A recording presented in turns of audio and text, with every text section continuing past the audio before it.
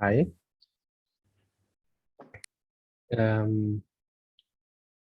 Everyone listening? Yes, okay. Well, I think this session will be in Portuguese. I just wanted to say hello and hi to everyone that's here. Welcome once again to this wonderful opportunity to know, to chat, to get to know a little bit more, not only about a book, but also an author, this time another author from Angola, José Luís Mendonça. José Luís Mendonça. Can I just interrupt you? Sorry for interrupting. I just wanted to let you know that you also can change the language from Portuguese to English. If you go down, there should be a button where you can choose your language. We have a translator. Thank you. Where is it, please? Transcription, or where is it? No. It's down there, it says interpretation. Interpretation, thank you. Interpretación, Thank you. abajo del lado No, no. derecho, creo. Me encanta el portugués, pero no lo entiendo del todo. Okay. Original, you must choose original. Yes. Portuguese is original, and then Yes, of course. Okay, good. Thank you. Okay. Of course. Can I, Peter?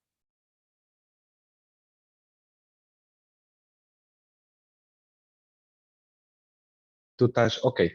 Bom, boa tarde a todos, agora em língua portuguesa. Camarada Mendonça, está-me a ouvir bem? Mendonça, tu consegues me ouvir? Ou tens que levantar um bocadinho o teu som? Ok, ele está a ligar o som. Vamos aguardar só um pouquinho. We lost Mendoza on Wi-Fi, but he's tried to connect in again. Ok. Isso pode, às vezes a internet em Luanda tem algumas inconstâncias e à medida que nos aproximamos das eleições em Angola, parece que é normal haver estas alterações. Esperamos a qualquer momento o regresso do Mendonça. Entretanto, eu posso ir falando um pouco, apresentando um pouco este nosso autor. Vai ser uma conversa, penso eu, muito interessante, porque o Mendonça, de um modo geral, é mais conhecido como poeta e ultimamente tem estado a fazer belíssimas incursões na prosa, com romances importantes, com romances que se estão a inscrever de uma outra maneira naquilo que é a modernidade da literatura angolana, sobretudo neste estilo em prosa. Eu acho que ele já está aí, mas não sei se já nos ouve. Pois, diz aqui que está a ligar o áudio dele. Bom, o José Luís Mendonça, que a gente chama de Mendonça, ou José Luís, é um autor. Aí está ele. Mendonça, entraste?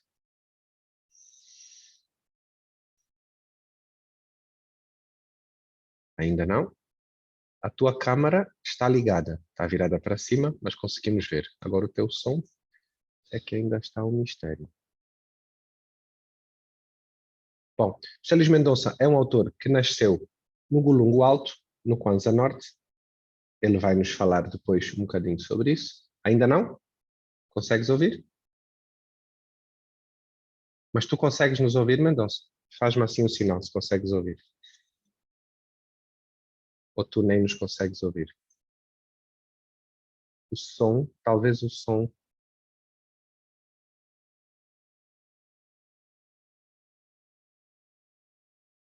Talvez o som esteja... Ok, agora estou a ouvir. Agora estás. E também nós te ouvimos. Muito boa tarde. Boa tarde, como estão? Estamos a começar. Estamos aqui a começar devagar. Eu estava a dizer que é normal, que às vezes temos pequenas alterações aí na nossa rede de internet. Sim. E à medida que nos vamos aproximando das eleições, até pode ser que essas conexões ainda se tornem um pouquinho mais oscilantes. Muito boa tarde, camarada Mendonça. Boa tarde, meu estimado amigo Jackie e confrade. Boa tarde a todos. O Pierre está aí também, né? Está aí algures, assistindo na sua parte do mundo, que é Namíbia, neste momento. Vamos ter uma conversa solta. Aqui as conversas normalmente são tipo conversa mesmo, não é necessariamente uma ambiência muito académica e muito cerrada. Eu ia só começar por dizer às pessoas aqui alguns elementos biográficos teus, depois tu me corriges se alguma coisa estiver errada. O José Luís Mendonça nasceu no Golungo Alto, que fica na província do Kwanza Norte, em novembro de 55. Eu não vou dizer o dia, mas para quem gosta destas coisas, parece-me que ele é de signo Sagitário. Estudou Direito na Universidade de Agostinho Neto, em Luanda. Sobretudo, ele é conhecido como jornalista, claro, membro da União dos Escritores Angolanos. Foi também funcionário do Fundo das Nações Unidas para a Infância, UNICEF, em Angola. É autor de vários livros, entre os quais temos Chuva Novembrina, 1981, Prémio de Poesia Sagrada Esperança. Respirar as Mãos na Pedra, um livro lindíssimo, gosto muito desse livro, em 1979, com o qual venceu o Prémio de Literatura Sonangol. Quero Acordar a Alva, de 1997, com o Prémio de Literatura Sagrada Esperança, ex aequo com João Maimona. Eu penso que este é de 96 ou é de 97, Mendonça? Quero Acordar a Alva. Eu tenho aqui duas datas. 96. 96 saiu, 97 se calhar ganhou o prémio, será isso? Ganhou o prémio em 96, saiu em 97. Uhum. Yeah. Se a Água Falasse, um outro título do Mendonça, primeiro prémio dos Jogos Florais de Caximbe, 1997. Logaritmos da Alma, 1998. E por aí vai, ele já nos vai dizer o que houve mais depois disso. É um autor que também aparece juntamente, ou na mesma época, digamos, em que outros autores, como João Maimona, Ana Paula Tavares, etc., vão surgindo ali, creio que é durante os anos 80, mas o Mendonça já nos dirá melhor o que é que ele considera que é o seu surgimento enquanto escritor. Hoje vamos falar de tudo, mas vamos também falar de um livro específico, creio que é o mais recente, chamado As Metamorfoses do Elefante. Sim. É o teu mais recente ou já tens uma coisa depois disso, entre abril e agosto? Não, é o mais recente, mas eu primeiro queria agradecer ao Jackie, agradecer ao Pierre, por me dar esta oportunidade de falar para o mundo, né? Sobre este livro, cuja capa eu vou mostrar que está aqui, As Metamorfoses do Elefante. E é um livro que foi feito em Portugal. Eu vou em setembro para apresentá-lo lá, embora já tenha sido apresentado ao público em Portugal. Portanto, aqui em Angola vai surgir pela Mayamba Editora, mas vai levar um tempo por aqui o movimento editorial. E o livro está numa crise muito grave, eu diria mesmo grave. Mas pronto, este livro... Também poderemos falar disso. Sim, é o segundo romance. Com este é o segundo romance. Tem um livro com 18 histórias, que é Luanda Fica Longe, e o resto é poesia, né? Mas também tem um conto para publicar. Tem um conto de 20 páginas para publicar e outra história infanto-juvenil, que também está na livraria que é A Lenda da Mãe África. Eu ia começar, vamos depois entrar nas Metamorfoses do Elefante. Antes disso, uma curiosidade, mas que me serve aqui também como introdução à tua pessoa e a ti como autor. Como é que a poesia entra, chega, se descobre na tua vida, Mendonça? Primeiro a poesia. É uma história muito curiosa. Eu sempre vivi, quando era jovem, miúdo, vivi no Museque, num dos museques mais vastos de Luanda, que é o Kazenga. E, portanto, era um ambiente muito duro, por assim dizer, e não havia nenhuma biblioteca, não havia... O único divertimento ali era o futebol, no areal, jogavam futebol no areal, andavam sempre sem camisa e descalço. Entretanto, o meu pai foi-nos a estudar, eu fui estudando. Quando cheguei no fim do ensino primário, com 9 anos, a minha professora da 4ª classe ofereceu-me uma história que é Os Cinco na Casa Ruínas, de Enid Blyton. E com esse livro eu ganhei o gosto pela literatura. Depois li um livro de 400 páginas logo a seguir, que era uma bíblia para crianças, e a partir daí, todos os tons que eu juntava, era para os livros. Então, eu queria ser, primeiro a ideia era ser romancista. Comecei a escrever histórias lá do bairro, as lutas, o ambiente das praças, etc, etc. Eu só entrei para a poesia depois de ler um livro que o tio do meu pai enviou de Portugal, que ele também estudou Direito, que era o livro dos quarteiristas de Direito. Nesse livro havia vários poemas dedicados aos finalistas de Direito, né? E então comecei a interessar-me pela poesia. Depois, no liceu, comecei a estudar os poetas franceses, ingleses e portugueses, e foi a partir daí que eu ganhei o gosto pela poesia, até porque, depois de estudar a mim mesmo, cheguei à conclusão que eu sempre fui muito tímido, muito solitário, tinha muitos problemas existenciais devido à própria vida no tempo colonial, e então a poesia foi um refúgio. Foi um refúgio, guardei a prosa de lado e comecei a dedicar-me à poesia. Que idade tinhas, Mendonça, quando começas a escrever poemas que tu consideras que já são poemas? Que já são poemas, já tinha para aí 21 ou 22 anos, porque eu escrevia coisas que depois queimei tudo. Eu tinha um caixote, uma caixa de papelão com uns 200 ou 300 poemas que tive que queimar tudo. Se calhar haveria ali alguns naquele estilo do Bertolt Brecht ou do Mayakovsky que podiam dar... Tinha uns poemas políticos, alguns até falavam de Mobutu, etc. Eu fiz mal queimar, mas pronto. Comecei a iniciar uma nova obra depois de ler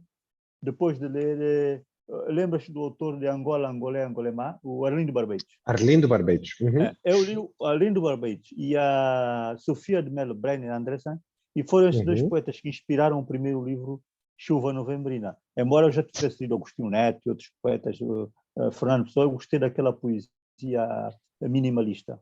Então, assim nasceu Chuva Novembrina. Esse sai primeiro como? Em concurso? Foi por concurso literário ou foi por proposta tua de publicação? Foi na Brigada? Não. Ele saiu, eu concorri no ano de 1981 ao concurso que naquela altura, no tempo do comunismo, chamava Concurso do Camarada Presidente, vê lá tu. Chamava-se assim? Concurso do Camarada Presidente. Concurso do Camarada, Prêmio Camarada Presidente. Hoje é Prêmio Sagrada Esperança. Então, o primeiro escritor que ganhou o Prêmio Camarada Presidente foi o Manuel Rui, com Quem Me Dera Ser Onda. Eu fui o segundo, depois da independência, o segundo fui eu. Ele ganhou 80, eu ganhei 81. O livro só saiu em 1984. Ou seriam também essas dificuldades de produção que ainda assistimos hoje, que demorou para sair o livro?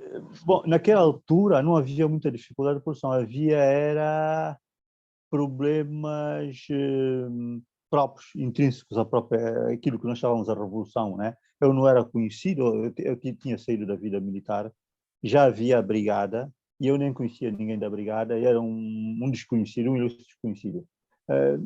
E até hoje não entendo porque o livro durou tanto tempo. Cá dentro de mim, não sei, não consigo entender, né?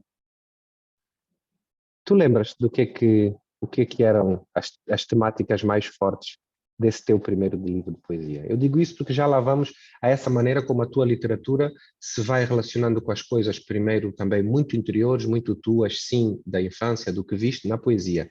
E depois com a prosa ela vai abordando outros aspectos e vai ficando também mais perto de Luanda.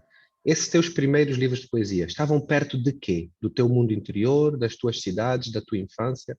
De que estava perto? Estava perto da minha infância, mas principalmente do meu mundo interior. É uma poesia muito intimista, naquela linha da Sofia de Mello Brenner Andressen, e eu quis fugir da temática da geração da mensagem e da guerrilha, toda aquela poesia que havia logo após a independência, que vinha antes da independência, mas que depois da independência ainda se acentuou mais, que era a poesia, podemos chamar de poesia de combate ou poesia revolucionária. Engajada, não é? Eu queria fazer uma coisa que fosse mais filosófica, mais a filosofia da vida, as questões existenciais, o homem, coisas assim. E sobretudo o amor também. O segundo livro vai por aí também? De poesia ainda? O segundo de poesia é um livro experimental, tinha um título que era 12 poemas do Cacimbo, depois mudei para Gíria do Cacimbo.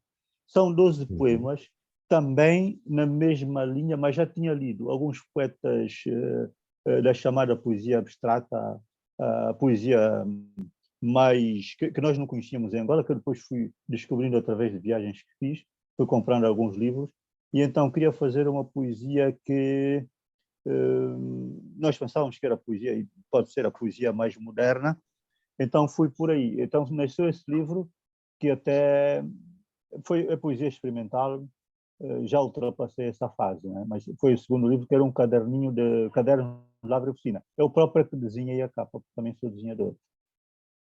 Ok.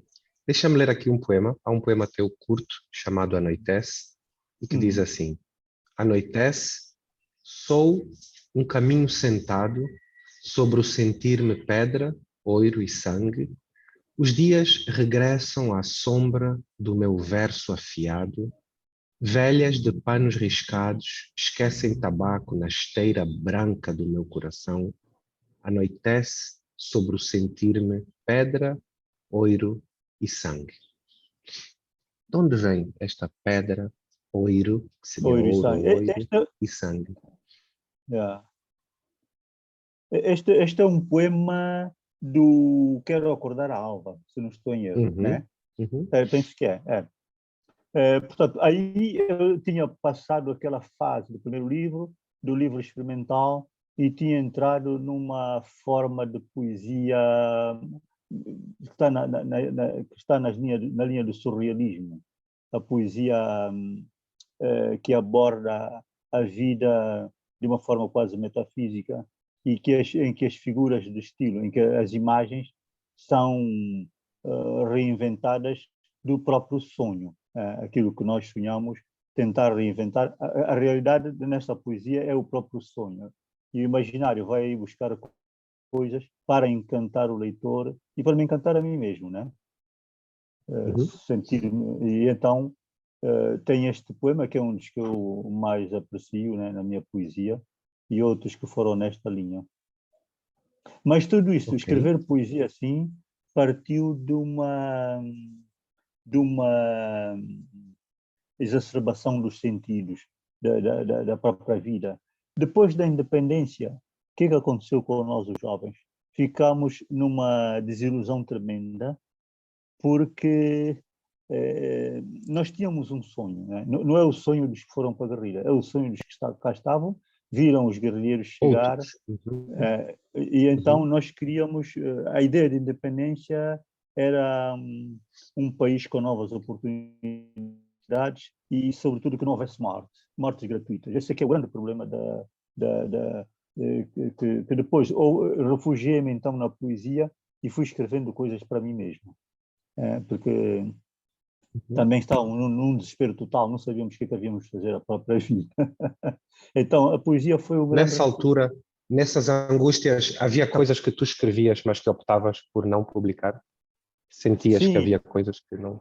Pois, sim, eu sempre escrevi poemas, aqueles que queimei e outros que eu fui fazendo, eu nunca deixei de escrever a poesia de combate. Então, tenho poemas que só foram publicados em 2017, que já foram feitos nos anos 80, nos anos 70, e foram todos guardados na gaveta.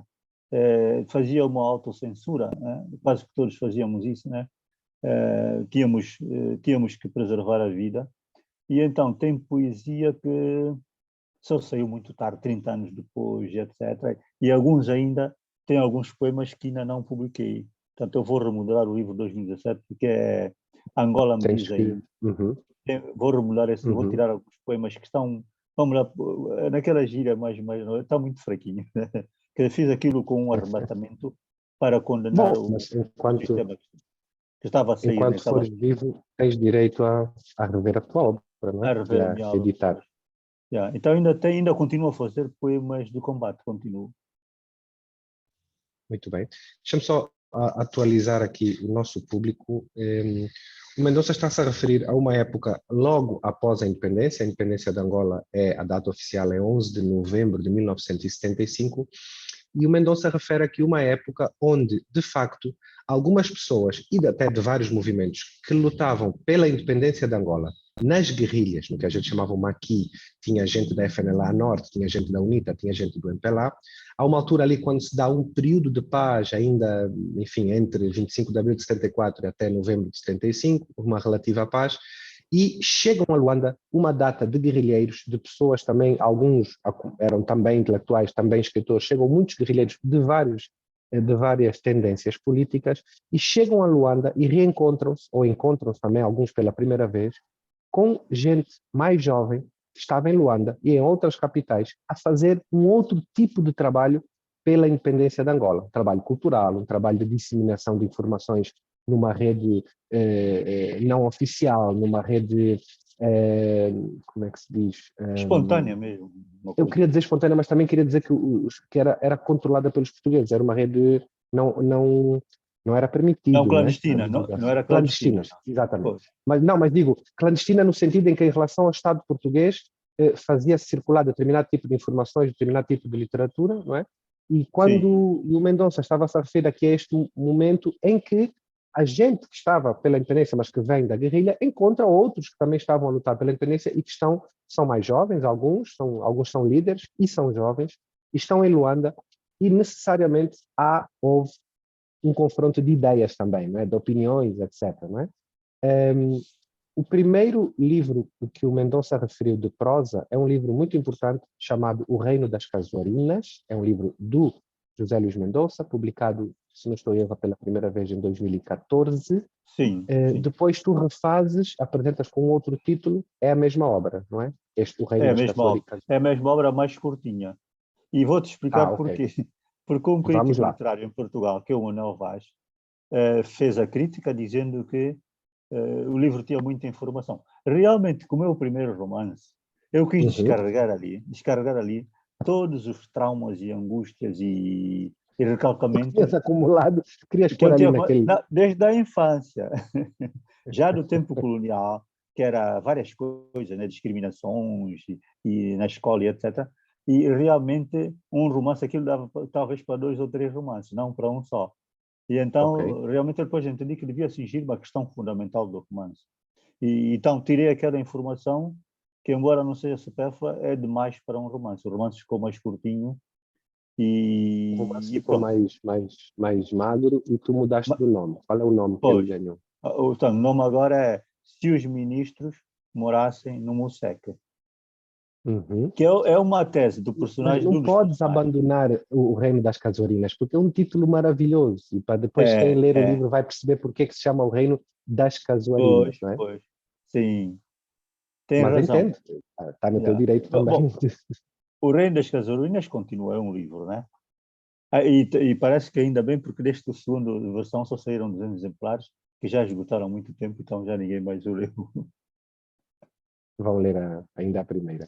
Depois disso, ainda em prosa, o José Luís Mendonça lançou um livro de histórias ou de contos chamado Luanda Fica Longe e Outras Histórias Austrais, em 2016. E agora, bom, depois ainda sai o Angola Me Diz Ainda, não é? Em 2018. E então agora é que estamos, como se diz em Angola, é que estamos com este livro, que estamos com ele, que é As Metamorfoses do Elefante. E este livro, As Metamorfoses do Elefante, como é que te surge, Mendonça? Bom, este livro surgiu durante a pandemia da Covid, em que estava muito isolado, praticamente não se saía, não se podia fazer o que se fazia antes, não se ia a festas, né? Então deu aso a uma grande inspiração, porque estive a pesquisar na internet algumas coisas e fui deparar com um surto de riso que aconteceu na Tanzânia há muitos anos, e que é um surto de riso que aconteceu num dos bairros periféricos, lá numa povoação. E então, depois dos pesquisadores um surto de riso. Riso.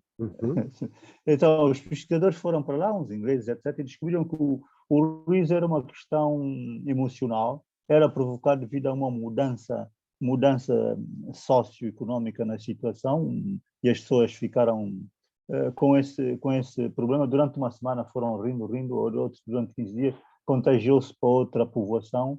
E eu, então, baseado nessa história, transformei a pandemia da Covid numa pandemia de riso aqui em Angola.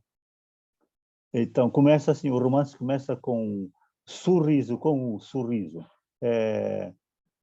É um surto de riso que acontece aqui em Angola, todo mundo começa a rir, mas começam a rir a partir da entrada de Viana, na estalagem. De modo que o governo consegue controlar o surto de riso e põe um muro a dividir Ruanda, um muro muito alto, tipo a muralha da China. Quem construiu o muro numa semana foram os chineses. Vieram muitos chineses, com a ajuda dos angolanos, fizeram uma muralha enorme, de modo que o riso não passava para este lado. Então, porquê que aqueles do outro lado apanharam o surto do riso? Porque estavam na esperança de que o Abel Chivuco conseguisse fundar um partido para ganhar as próximas eleições, porque, segundo aí contam nos bastidores, a Casa Seca tinha ganho as eleições de 2017. Então, como o partido do Chivuco, depois de várias tentativas, não conseguiu a sua aprovação no Tribunal Constitucional, aquele pessoal lá, a juventude, apanhou essa crise emocional de riso e foi transmitindo o resto da população. E assim começou todo mundo foi rindo lá durante uma semana. Também essa crise só durou uma semana. E então faço ali uma história que anda em torno de duas famílias, a família Kaande e a família Sussumuco, em que o Hermes Sussumuco, que é um jovem que na altura do penso devia ter 17 ou 18 anos, tem uma queda de motorizada e fica hospitalizado em coma durante 7 dias. Sonhou um sonho por dia. Cada sonho é um dos capítulos deste romance. As pessoas que estão em casa não sabem. Depois o livro é dividido, os capítulos do livro são os sonhos, digamos, o título é os sonhos. Não é? O primeiro sonho de Hermes, o segundo sonho até o 7º sonho. Pois. E eu gosto muito de música. Cuidado, então, conta só até onde podes contar.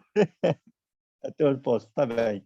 E então, bom, em resumo é esta história. O irmão do Hermes Sussumuco, que é o José Sussumuco, a semelhança do José do Egito, que interpretava os sonhos do faraó, interpreta os sonhos do irmão e descobre coisas incríveis, coisas que ele nunca imaginou que fossem acontecer em Angola. Então, esta é a história que vai até o fim do livro, mas com o presente também ali descrito, né? Há uma mistura entre o passado, o sonho e o presente. Que foi um sonho, mas o sonho do Hermes Sussumuco não é um sonho bom, é um sonho terrível. E então o irmão que tinha vindo da guerrilha nunca acreditou, que ele interpretou o sonho e disse, mas isto não é possível. Rasgou, porque ele tinha escrito os sonhos num caderno, numas folhas. Ele rasgou e queimou aquilo tudo. Ele disse, isto não é possível, não é possível. Eu estou a vir da guerrilha, eu vou ser preso aqui pelo meu próprio partido. Foi o que o irmão tinha sonhado. E pronto, o romance anda assim em torno. A matrona da família Sussumuco também tem um papel importante aqui, e aqui está o papel das mulheres na independência, o papel ou o sofrimento das mulheres, e que vai até o fim, no fim ela morre, e pronto, o resto é bom ler o romance. Mas, portanto, as metamorfoses do elefante é aquele provérbio africano que diz, quando 2 elefantes lutam, quem sofre é o capim. Então nós temos aqui 3 elefantes, o MPLA, o NIT e a FNLA, a lutar e o capim a sofrer. Então, o elefante que ficou é este das metamorfoses. Foi metamorfoseando-se até chegar à altura que estamos hoje, não é? Claro que a palavra metamorfose sempre nos remete, ainda que em sombras, para Kafka. Neste caso, também, as metamorfoses do elefante, ainda brinca também, pode lembrar, eventualmente, um título de Saramago, A Viagem do Elefante. E eu digo isto porque tanto a metamorfose de Kafka quanto a obra, do modo geral, de Saramago, mas, por exemplo, o ensaio sobre a cegueira, ou até mesmo o outro livro onde a morte deixa de vir buscar pessoas em Portugal, etc. E aqui nesta também há esta espécie de afirmação pela prosa de uma espécie de realismo mágico que em Angola, mais uma vez, digo eu, pelo teu livro, se apresenta de um modo moderado, não é? Como se o realismo mágico já estivesse incorporado na nossa realidade do dia a dia. Acho eu, o realismo mágico, quando é apresentado na literatura angolana, ele não é apresentado como uma surpresa maior que cai do nada. Ele é apresentado como a própria dinâmica da realidade angolana. Já, para quem não conhece o livro e está-nos a ouvir, este livro que nós referimos há pouco, chamado O Reino das Casuarinas, que depois mudou de nome, também já é uma proposta em prosa do Mendonça, onde ele abre uma janela para uma outra realidade, que é este reino que está ali dentro de um bairro específico de Luanda. E eu continuo a sentir isso, Mendonça, que nós, através da prosa, estamos sempre a escrever e a reescrever a história de Angola. Tu sentes isso com a tua prosa? Que também estás Sim, a sim. tentar dizer, além da tua literatura e além da ficção, que tipo de zonas históricas é que te faz trabalhar a nossa realidade em Angola? Pois. Nós temos um modo de pensar, uma visão do mundo que está baseada na Wanga, que é o feitiço. Tu se consultares as pessoas mais velhas e mesmo as pessoas daqui mais novas até, eles sempre falam no feitiço. Quer dizer, o feitiço não é uma coisa mágica, é uma coisa do nosso próprio pensamento. Sempre tudo tem uma causa e um efeito. E, portanto, esta questão da Wanga, nós achamos uma coisa natural. Então, eu chamo isto o realismo feticista. O nosso modo de pensar e o modo de escrever que eu adotei é o realismo feticista. Eu li um autor, quando tinha 15 anos, li um livro enorme, de 500 páginas ou 600, que é Os Nus e os Mortos, de Norman Mailer, um escritor americano que foi prémio Pulitzer, em que ele faz a narrativa da guerra dos americanos lá no Pacífico, numa das ilhas, contra o Japão.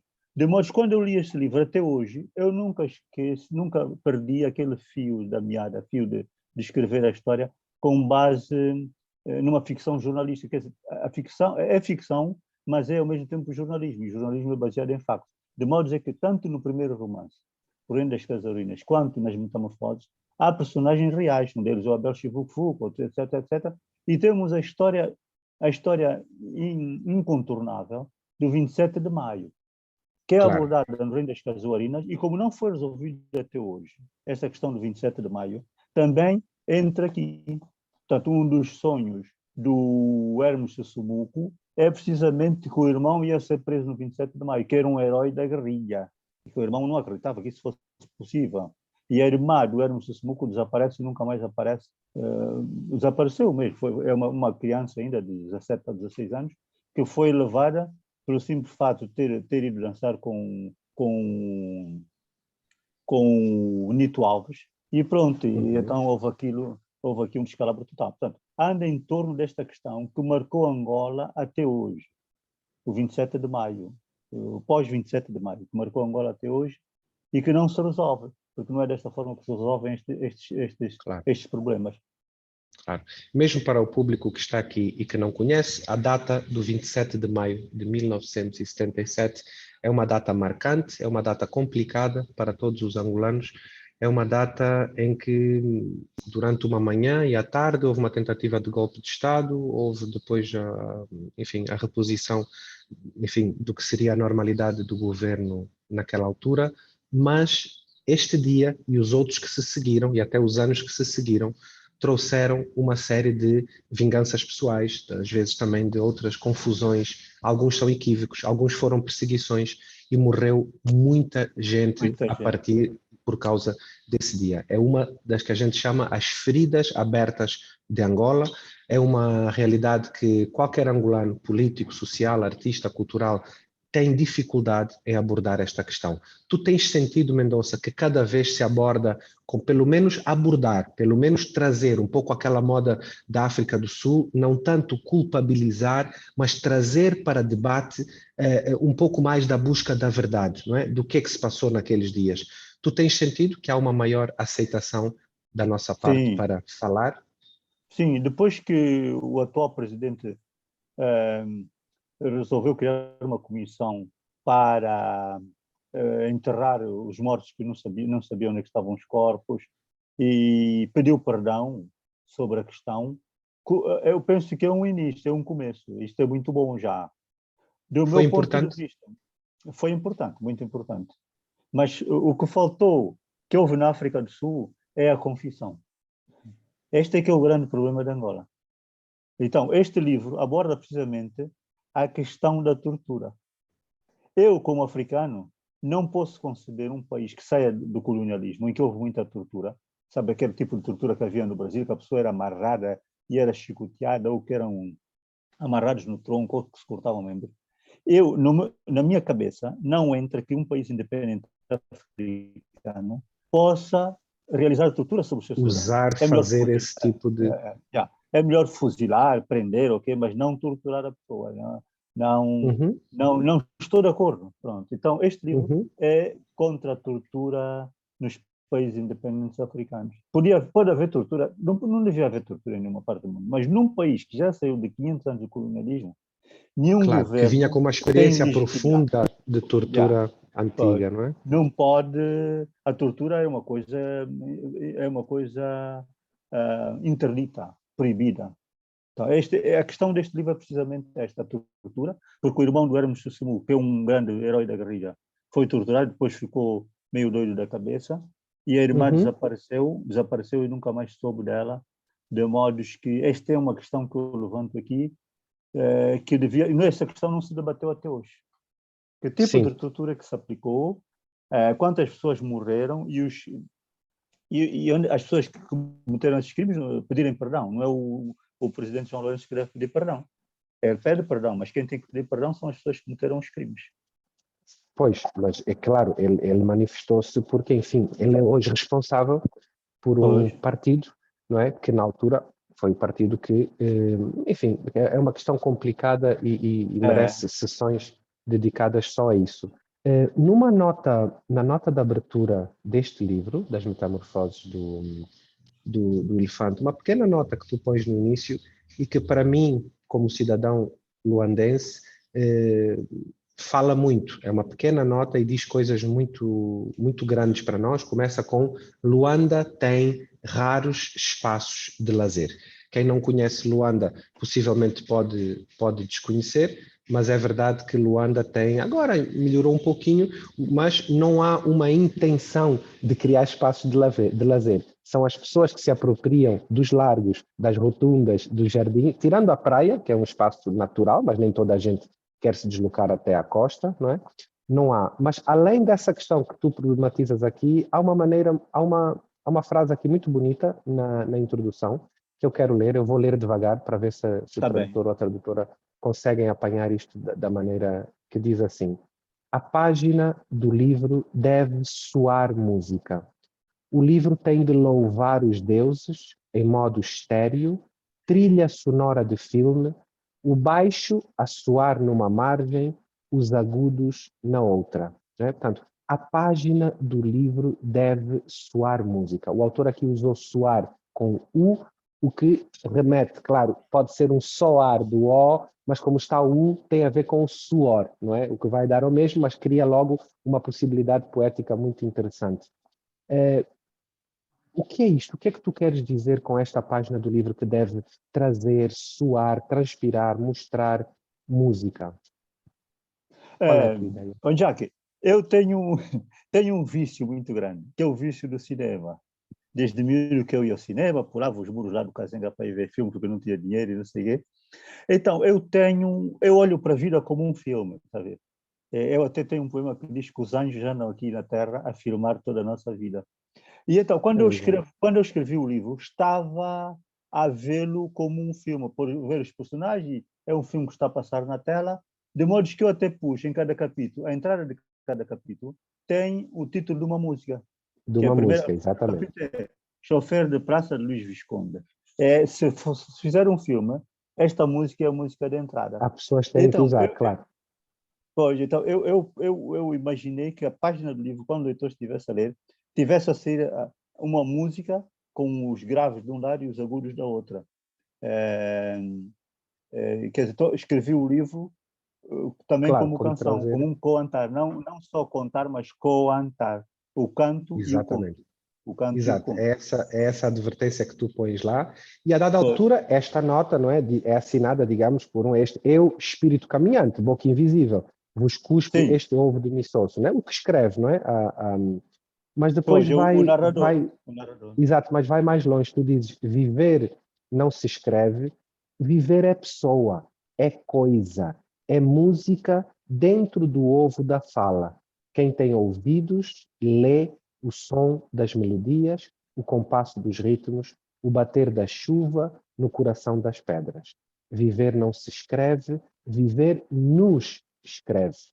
E aqui voltamos ao mesmo, não é? Em como a poesia e a prosa ajuda a escrever a vida, a história de um país, mas também a história com H maiúsculo. Embora este livro não é um livro de história, de antropologia, é um romance, é prosa, é ficção, mas eu insisto nesta questão de que muitas vezes a literatura em Angola, sim, a literatura, os escritores, está a contribuir para a escrita da disciplina da história, não é? E Falta-nos muito. historiadores, ou nós, os escritores, somos viciados em metermos o bedelho na história, em tentarmos fazer história com Olha, H maiúsculo. Jacques, eu nunca li, nunca analisei tanto a obra As Aventuras de Gunga como agora, que sou professor da universidade.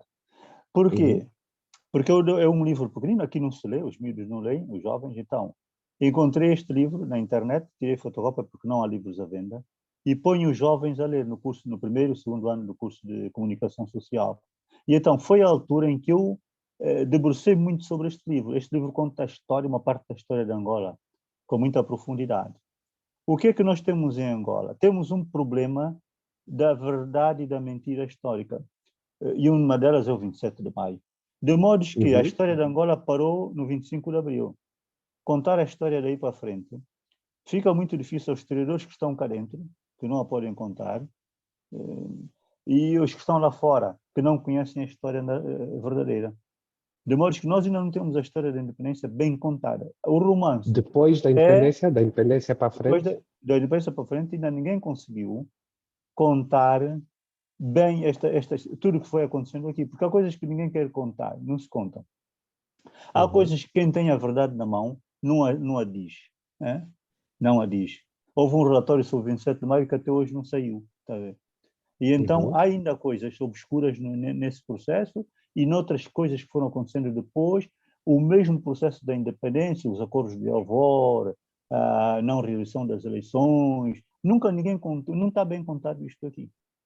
De modo que quem lê um livro, meu, teu ou do Pepetela, vai encontrar aí algumas verdades dispersas.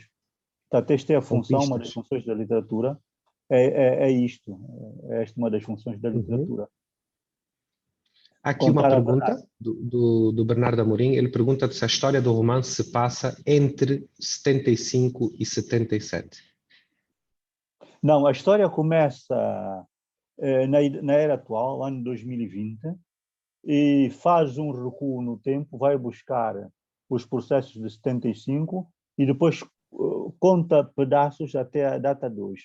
Mas, em profundidade, está centrado na era atual, em que há um acumular da própria história, da própria realização da independência, e nós aqui no romance contamos o resultado destes 45 anos de independência. O que é que ficou? O que é que sobrou aqui no país? O que é que temos aqui no país? Uma sociedade muito dividida, de classes, uma sociedade com muitos problemas e que não consegue resolvê-los da melhor forma. Em que a mulher desempenha aí um papel de mãe, de guerreira do dia a dia, e como mãe tem um grande sofrimento aqui a mulher, que esta é a senhora, a mãe do Hermes Sussumuco, que se encontra, depois de sofrer no colonialismo, mataram-lhe o marido, depois vêm levar-lhe também... O filho vai... Pois, é a mamãe Isabela, que era uma grande costureira. Que depois também, como costureira, todos os vestidos que ela fazia davam em bons casamentos, né? Portanto, ela tinha esse dom também, recebeu um dom divino. Quando ela preparava o vestido, o casamento saía bem? saía bem, pois, e as pessoas viviam felizes, felizes para sempre. Isso faz parte da tua realidade feticista? Tu achas que isso é Mas um dos elementos é da um dos maneira como elementos, tu vais trabalhando? porque já que depois a Mamã Isabel é venerada com um grafito na parede. Os jovens, dentre os heróis, Fazem, foram desenhando nas paredes. Sabes que ali na Mulemba Xangola tem uma parede com alguns dos revus. Já foste lá, né? Tem lá uma parede. não. Um dia vai lá na Mulemba Xangola, vais encontrar. Está lá o Bonavena e tudo. Está lá alguns revus. Então, neste romance, a Mamã Isabel também está lá, como uma grande mulher. Aparece. Portanto, há um diálogo também. Isso é interessante, tu já tinhas feito isso também no teu livro O Reino das Casuarinas. Há um diálogo permanente, tu és uma pessoa que estás em Luanda, estás atento à realidade e vais fazendo estas pontes com o que se passa, né? Como tu próprio disseste há bocado, ainda esta coisa das eleições, de nós ouvirmos dizer que afinal ganharia o partido tal, mas depois ganharia o partido Y. Para quem nos está a ouvir, nós temos eleições agora, no dia 24 de agosto, faltam, portanto, cerca de 11 dias, tem havido uma postura, só para vocês saberem, isto não é ficção do Mendonça, não é ficção do Pepe Tela. Tem aparecido em listas e em nomes um monte de gente que nós temos, por exemplo, se você tiver um morto na família e digitar o número do bilhete de identidade, da identificação do morto, e aparece no site onde é que o morto vai votar, em que horas, em que escola, em que dia. E as pessoas estão um pouco escandalizadas com o número de mortos que ainda vão votar. Eu digo isto, não acho bem, mas é para vocês verem qual é o grau de absurdo que às vezes pode se gerar. Claro, poderá haver alguma desculpa técnica, não há um cruzamento de informações, mas é estranho e, portanto, nós vamos ser talvez um dos primeiros onde tantos mortos vão votar nas próximas eleições, não é? Mas são Isto estes dava elementos outro romance. exatamente, claro, são estes elementos que às vezes roçam entre o ridículo, o absurdo, ou o kafkiano, ou o saramaguiano, com os quais nós muitas vezes temos que lidar. Eu ia te fazer uma pergunta mais que vem de uma outra zona, que é como era para ti também, porque eu acredito que é quase impossível ser angolano e não ter reparado no papel de todas as mulheres durante os anos de guerra em Angola. Tu acompanhaste uma outra guerra antes de 75, eu não estava lá, não estava vivo, acompanhei depois, mas creio que como angolanos temos que reconhecer, não é? Como é que era isto para ti? Como é que vias o papel da mulher, mesmo no pós-75, quando houve as guerras internas e as invasões sul-africanas? Isso chega também à literatura, à poesia? Essas mulheres estão lá? Essas Sim. heroínas, essas guerreiras, mães, Olha, irmãs e filhos? Houve mulheres aqui em Angola que são verdadeiras heroínas e que não estão reconhecidas hoje.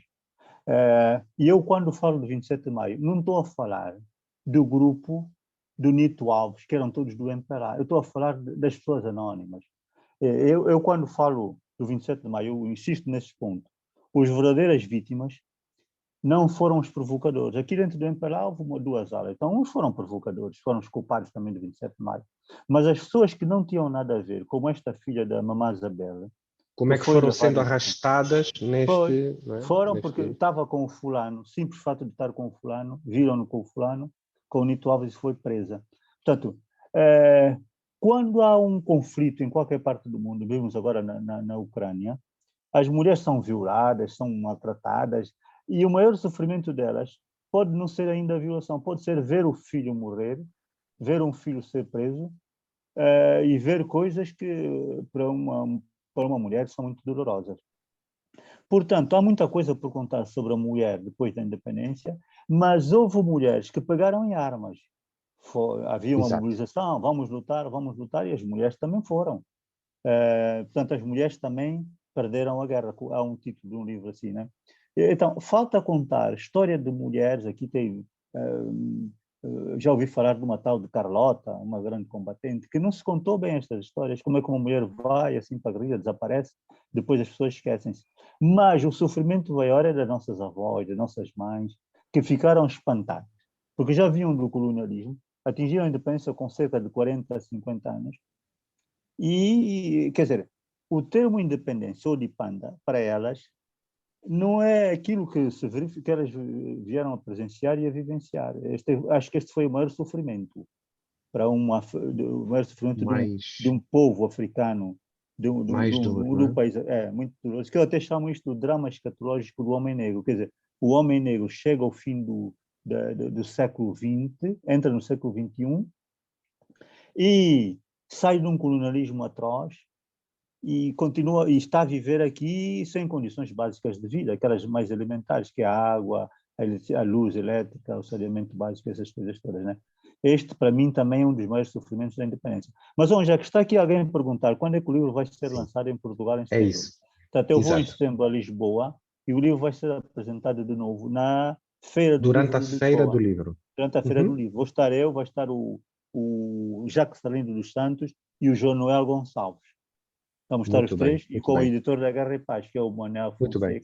O Mendonça está a falar de 3 autores angolanos, o Jacques Arlindo dos Santos acaba também de lançar um livro, e o João Noel tem publicações regulares.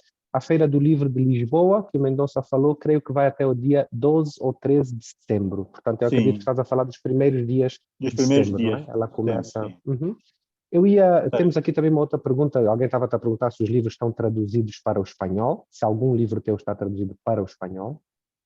O traduzido para o espanhol só um livro de poesia, que é África Lema, se não estou errado. Tem um livro, que é uma antologia de poesia, que foi traduzida em Cuba, na Feira do Livro de Cuba em 2013, e que estará disponível, se alguém entrar em contato com editoras cubanas, pode conseguir o livro em espanhol. É África Lema, se não estou errado. Isso conduz-nos a uma das últimas questões que eu queria te perguntar. Em que línguas é que tu estás traduzido? Eu sei que estás traduzido para o sueco já, não? A sua tradutora, ela está aqui. Pois. Alemão também? Não, só sueco e espanhol. Não tem mais nenhuma tradução. Pois. Porquê, Jack? Porque eu escrevi mais poesia, e sabes que a poesia é mais complicado, sem dúvida. Sim, mas o que eu ia te perguntar é, de qualquer modo, estes livros e outros, as nossas traduções normalmente começam por acontecer fora do continente. E eu digo normalmente, mas não acho normal. Digo normalmente porque é assim que tem acontecido. Quando é que vai começar a aparecer um livro teu no Ghana, na África do Sul, na Tanzânia, que não passe por uma tradução europeia ou da América Latina? O que é que tu achas sobre isso? Que nós, no continente, temos que começar a fazer tráfico, entre aspas, de literatura direto ou indireto? Jack, agora é que tocaste num ponto fulcral da nossa realidade cultural, aqui na África Austral e na África inteira. Nós, eu da África Austral, que é o que estamos mais inseridos, não é? Eu escrevi um artigo que ganhou o Prémio SADC de Jornalismo do ano passado, que é a síndrome do isolamento cultural entre as nações da África Austral. Só me referi à África Austral, mas em toda a África, a síndrome do isolamento cultural entre as nações da África Austral. Portanto, esse artigo ganhou o Prémio SADC de Jornalismo precisamente porque foi assinado um protocolo em Blantyre em 2006, se não estou em erro, que não é aplicado. Nós temos aqui em África, Jack, esta coisa de criar protocolos, criar leis e normas nacionais e regionais, e depois não as aplicar, passar por cima daquilo. Exato. Isso por quê? Porque a cultura ainda continua a ser um parente muito pobre das governações. Aqui a cultura, se diz, mesmo agora na campanha eleitoral em Angola, quase que ninguém está a falar de cultura e educação. Está-se a falar de tudo menos de cultura e educação. Então, o que é que acontece? O meu maior desejo, e eu propus isso para o nosso Ministério da Educação, era que as crianças começassem a aprender desde o ensino de base o inglês e o francês. E isso, houvesse um acordo com os outros países, a Tanzânia, a Zâmbia, os Congos, a Namíbia, a África do Sul, para também aprenderem o português. O que é que ia acontecer? Eu podia receber os livros da Namíbia ou da África do Sul em inglês e lê-los em inglês, não precisava de tradução. Eles também receberiam os nossos livros em português e lê-los em português, né? Isso seria uma coisa que ia facilitar a questão da tradução, que também implica custo. Portanto, nós temos esse problema da divisão da África em zonas linguísticas indo-europeias, o francês, o inglês e o português, e também o espanhol, mas é só um país. Então, uma das formas de resolver esta situação era através da educação, ensinar as 3 línguas, e os livros circularem nas nossas línguas. Outra forma é a tradução aqui em África. Nós aqui em África não temos um sistema de tradução tão desenvolvido como a Europa ou o Brasil, porque essa é uma questão muito... Peço para falar um pouquinho mais devagar, só para a tradutora ir te acompanhando. Tá bem. Nós em Angola não temos... Estava a dizer que em Angola, e também aqui na África Austral, não temos ainda um sistema de tradução ou um movimento de tradução ligado às editoras, que valorize as nossas obras. E então, isto coloca-nos esse problema que eu, para ler um livro de um escritor nigeriano, tenho que recebê-lo traduzido de Portugal ou do Brasil. Então, dá muita volta, o livro fica mais caro. E não temos uma relação de irmandade, talvez, ou de confraternização, com os escritores dos países vizinhos. Eu não conheço nenhum escritor zambiano neste momento, já li alguns do passado, mas neste momento não sei quem é que está na vanguarda na Zâmbia, nem sequer do Congo. Não conheço quais são os escritores atuais do Congo, da Namíbia muito menos. Já li alguns escritores como Breitenberg. É uma realidade nossa muito pouco bonita, não é? Em Angola. Quase não lemos Namíbia, quase não lemos os Congos e certamente não lemos a Zâmbia, não é? Não, lemos mais o Brasil e Portugal. Por uma questão linguística também, mas também por causa dos livros que aparecem, não? Jacques, aqui houve, depois das independências africanas, temos um problema, que é o problema cultural, que não se resolve até hoje. Os nossos ministros, os nossos governantes, quando vão às cimeiras da União Africana, não levam os artistas nem os intelectuais. Então, eu tinha proposto uma cimeira de intelectuais e artistas africanos para debater estas questões. Eu penso que a África, depois do colonialismo, não pode ficar assente só na política, nem nas cimeiras de políticos. Não podem ser só os dirigentes a determinar o futuro dos povos africanos. Os intelectuais têm um papel a dizer, e o próprio povo, né, os camponeses, etc. E nós não conseguimos resolver este problema. Nós não conseguimos por causa das ditaduras. Temos muitas ditaduras desde o início das independências. As pessoas acreditaram que era com a ditadura que iam resolver os problemas do povo, mas saiu o contrário. Por quê? Porque o colonialismo já é uma ditadura. Então deviam ter aprendido que a ditadura colonial... Tinha que ser bastante diferente. Uma independência tem que ser diferente, não pode ser como uma ditadura. Então, põe-se o problema que o escritor nigeriano Wole Soyinka já tinha proposto, que era a redivisão da África, das fronteiras africanas. O Wole Soyinka insiste muito nisto, depois do genocídio do Ruanda. Eu sou partidário do Wole Soyinka. O que é que tu achas dessa questão? É voltar às fronteiras pré-Conferência de Berlim? Ou o que é que seria? Ou redefinir novas fronteiras? Não, pré-Conferência de Berlim, não sei, mas era uma questão de sentarmos e vermos. Temos países enormes como a República Democrática do Congo que não se consegue assentar na paz até hoje, por exemplo. Nós temos em Angola um problema muito grave que resulta da distopia do nacionalismo, que é o problema da falência da angolanidade. Nós não temos uma angolanidade, porque a angolanidade é uma criação lusófona da língua portuguesa. Angola é um nome lusófono. Então, o que é que nós temos? Nós temos que as ex-nações bantu, os grandes impérios bantu, os grandes reinos bantu que havia aqui em Angola, deram origem aos seus povos, com grupos etnolinguísticos que não participam na política, na cultura e na economia. Esse é o grande problema. Só temos uma equipa que, embora esteja imiscuída com outros grupos étnicos, mas que, em termos políticos, não resolveu a questão da participação das outras nações bantu. E este passa-se em toda a África. Por isso é que o Wole Soyinka propôs que se redistribuísse. Segundo o Wole Soyinka, Angola, por exemplo, podia ter seis países aqui dentro. 6 países. E eu ainda penso que podíamos continuar com a Angola conforme está, se sentássemos todos e resolvêssemos essa questão da participação política e económica. Principalmente a participação económica.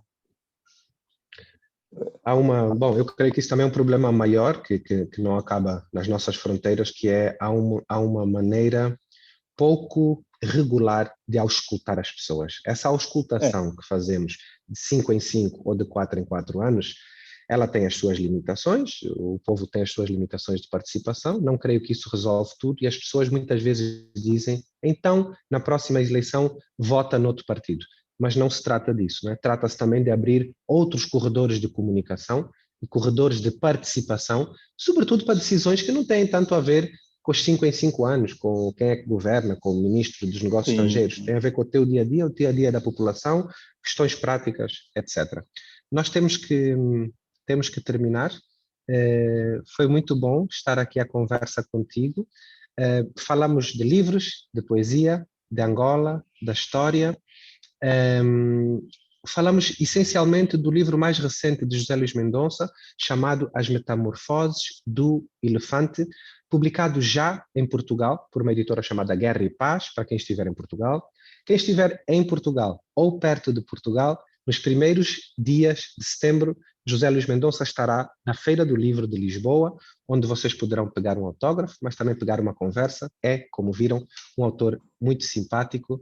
Meu irmão, eu queria te agradecer por esta conversa e vou terminar com um poema teu que eu gosto muito, que se chama Ode à Goiaba, e que a dada altura no poema, já vou ler o poema, a dada altura tu dizes, tudo isso é pouco para caber numa goiaba, não é?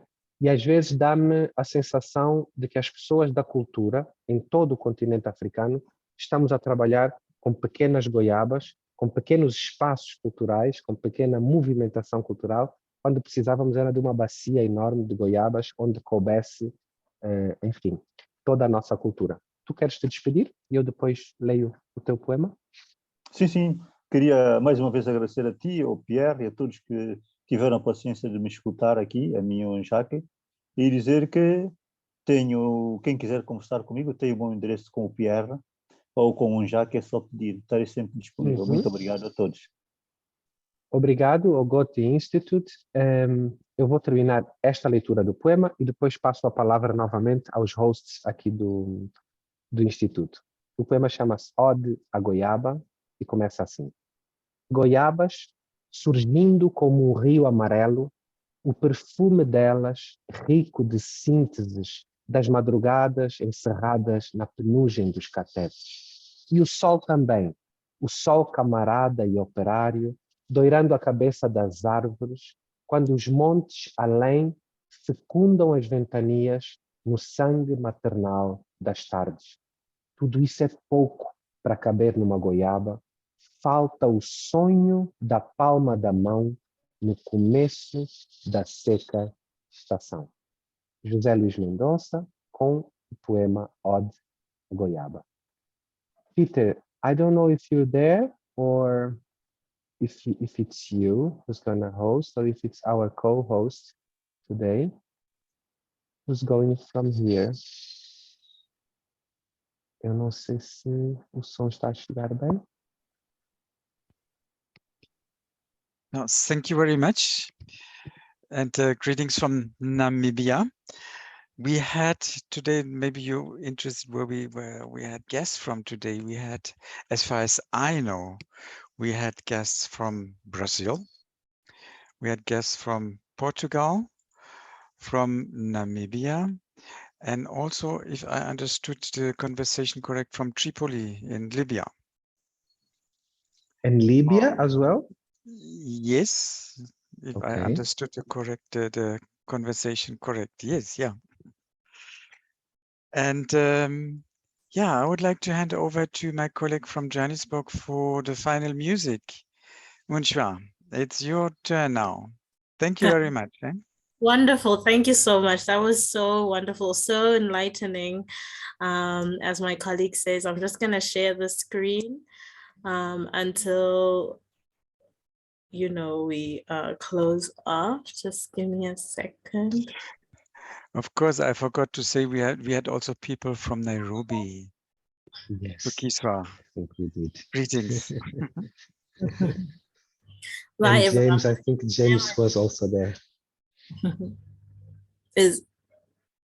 Hello? I will share my screen now. Bye-bye, everyone. Thank you so much.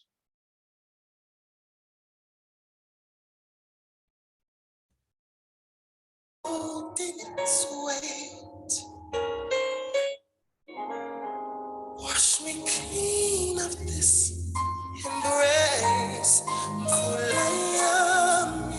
Stand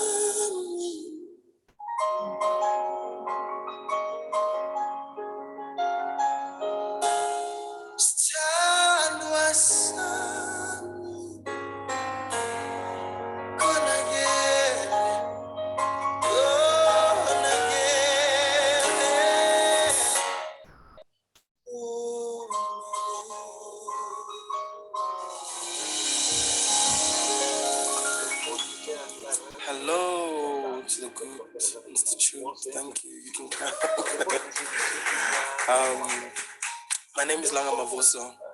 I'm a South African musician based in Johannesburg. It's my incredible band offshore, and we're just here to share our hearts with you. I write a lot about love, and I love that it's raining today, and those who are at home obviously can't see the rain, but it's such a healing kind of environment for me, and most of my songs talk about the rain. The last song that we just sang is called Mvula, which means rain in Zulu, and how fitting that it falls and it pours as we sing as my that colleague song, says, I'm because just it's going to about the share the cleansing screen that you can have until from the rain, but the new life that comes from it. close off. Just give me a What I like to second. do as well in my shows is to have a little bit of a prayer for myself and for those who are around me.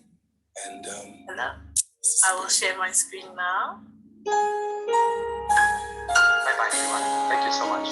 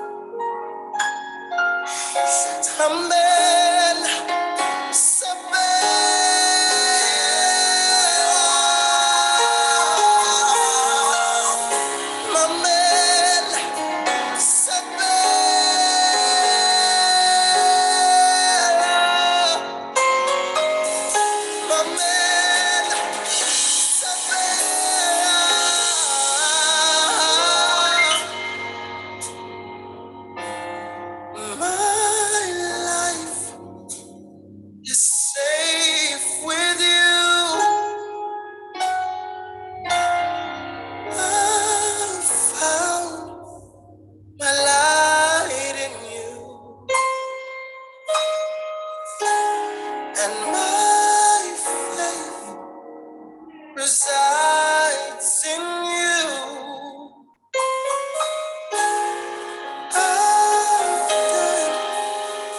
In homes untrue.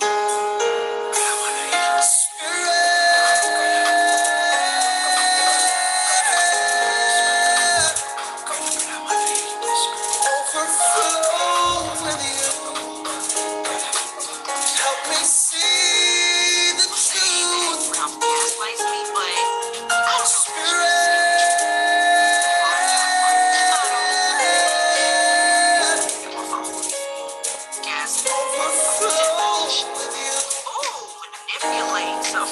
me see your view. Questioning their own. Oh my God.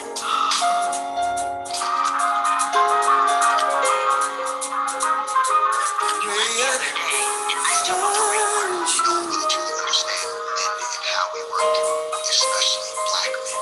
So I replied, you know, I'm like, hey, I'm back on the road. She was like, man, like, you should have got that massage when I'm like that. I'm like, hey. No. What did she say? I had to let go of those limitations.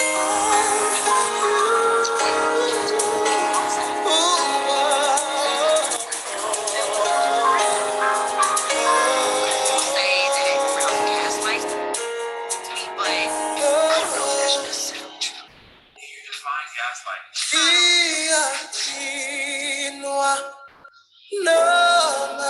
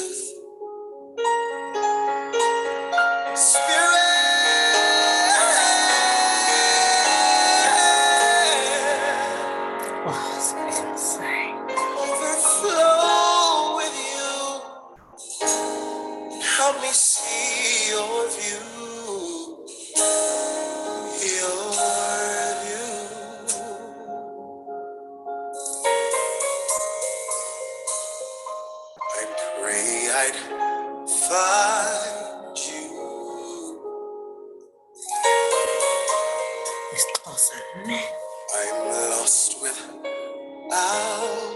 you.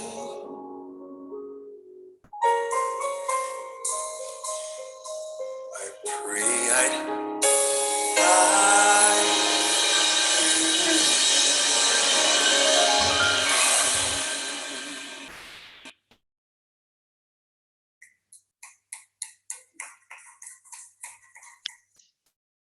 Thank you, Munchwa. I think that was very nice. Thank you very much. And see you next time. Now, Pedro, thank you very much for the translation. And you can see the recordings again soon on our website, Goethe.de Namibia on YouTube. Thank you very much. Bye-bye.